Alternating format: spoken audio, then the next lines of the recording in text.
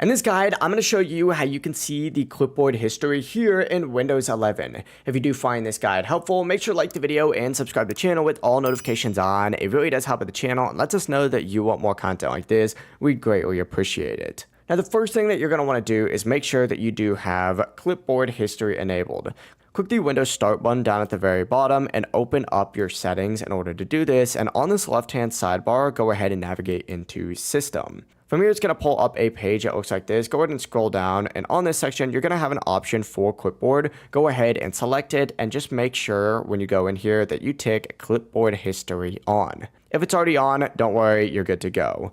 Once it's enabled though, simply go ahead and press the Windows key plus V on your keyboard, and it's going to open up a little page that looks like this. This is going to show your clipboard history right here. The clipboard history is going to show all of your recent copied items, and from here you can simply just click any item and then it's going to paste it directly. It's pretty awesome.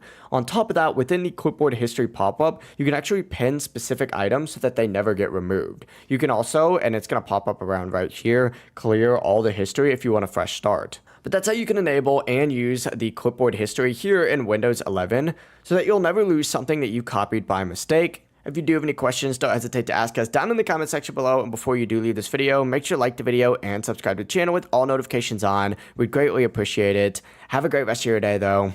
Peace.